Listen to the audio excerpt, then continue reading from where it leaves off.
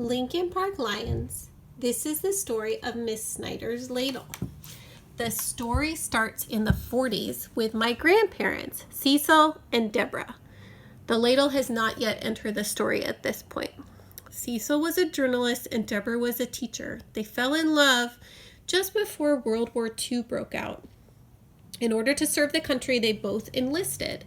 Cecil joined the Navy, where he used his camera to take aerial photographs out of airplanes to find enemy submarines at sea.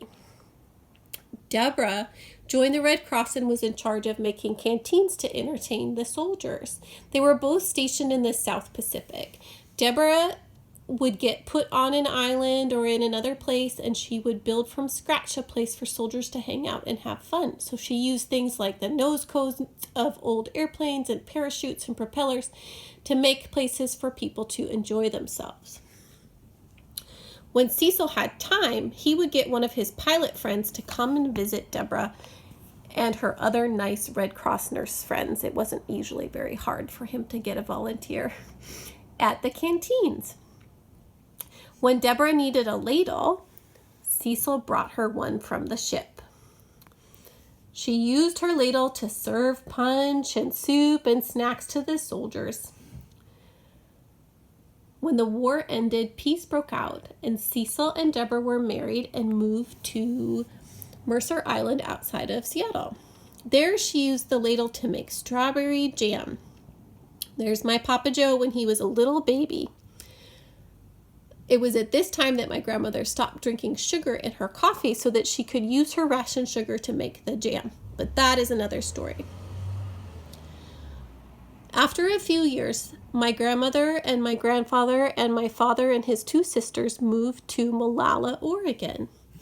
My father remembers growing up in Molalla, eating lima beans and ham with cornbread out of the ladle. Not the cornbread, just the lima beans and the ham.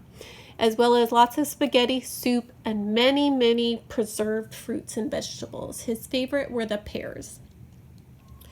When I was a little girl, my sisters and I would have tomato soup, the kind out of a blue can, and English muffin sandwiches, English muffins with melted cheddar cheese and celery salt, served from the ladle. Well, the soup, not the muffins, but you get the picture. It's one of my favorite memories of visiting my grandmother when I was a little girl. Now that my grandmother is no longer with us, I have her ladle. My favorite thing to do with the ladle is to make applesauce in the late summer and early fall.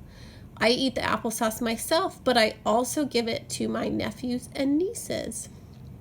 All of us, from my grandmother and grandfather, to my father and his sisters, to me and my sisters, to now my nieces and nephews, have eaten food cooked with love out of the ladle. That is the story of my ladle. I hope you have enjoyed it. What story can you tell about your family and love through the generations?